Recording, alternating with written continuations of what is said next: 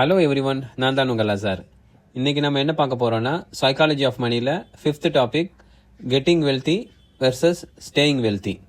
ஆரம்பிக்கும் போதே என்ன சொல்றாரு, ஒரு நல்ல முதலீடுன்றது வந்து நல்ல டிசிஷன் எடுக்கிறது மட்டும் கிடையாது, கண்டினியூஸா தோக்காம இருக்கிறது தான் நல்ல ஒரு டிசிஷன் அப்படின்னு சொல்லிட்டு அவர் சொல்றாரு.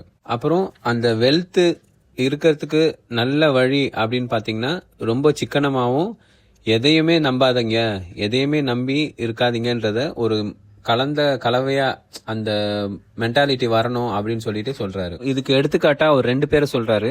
முதல் ஆள் வந்து பாத்தீங்கன்னா ஜெஸ்ஸி லிவர்மோர்.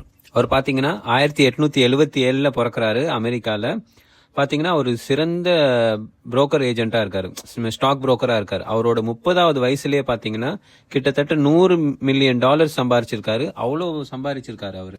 1929லயே ரொம்ப ஃபேமஸ் ஆனவர். அந்த ஸ்டாக் இன்வெஸ்ட்மெண்ட்ல வந்து பாத்தீங்கன்னா ஸ்டாக் ஏஜென்ட்ல வந்து அவர் ரொம்ப ஃபேமஸ் ஆனவர். அவர் பாத்தீங்கன்னா 1929லயே பெரிய ஸ்டாக் ட்ரேடரா வந்து ஃபேமஸ் ஆனவர். அமெரிக்கால வந்து ரொம்ப பெரிய ஆளானவர். ஸோ 1929ல நிறைய ஷேர் மார்க்கெட் வந்து அப்லயும் போச்சு, டவுன்லயும் போயிடுச்சு. ஆனா அதுல அந்த ரெண்டுத்தையும் பார்த்தவர் இவர். ஸோ 1929 அக்டோபர் 29ல பாத்தீங்கன்னா ஸ்டாக் மார்க்கெட் பாத்தீங்கன்னா கீழே விழுந்துருச்சு. அதுல நிறைய பேர், அந்த ஸ்டாக் ட்ரேடர்ஸ் இருந்தவங்க எல்லாம் நிறைய பேர் என்ன பண்ணிட்டாங்க, சூசைட்லாம் பண்ணிட்டாங்கன்னு சொல்லிட்டு பெரிய பிரச்சனையாகுது.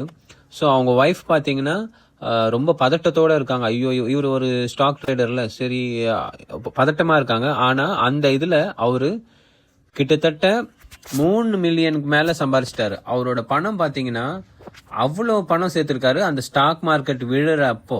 அந்த மோசமான ஸ்டாக் மார்க்கெட் வீழ்ச்சியில வந்து இவரு ஒரு பெரிய பணக்காரரா ஆகுறாரு. ஸோ அது வந்து அந்த ஸ்டாக் மார்க்கெட் ஹிஸ்டரியிலேயே வந்து அவர் பேரை வந்து அவ்வளவு இதா பதிச்சிருக்காரு. அந்த அளவுக்கு அவர் ஃபேமஸ் ஆயிருக்காரு.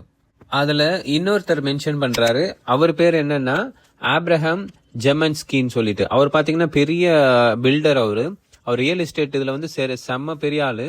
அவருக்கு வந்து ஸ்டாக்ல இன்வெஸ்ட் பண்றதும் ஒரு முக்கியமான வேலையா இருக்கு. பட் அந்த டைம்ல அவர் சம்பாரிச்ச எல்லா பணத்தையும், அதே 1929 அக்டோபர் 29 அவர் வந்து அவர் காணாம போயிடாதா சொல்லிட்டு பேப்பர்ல அட்வர்டைஸ்மெண்ட் கொடுக்கறாங்க.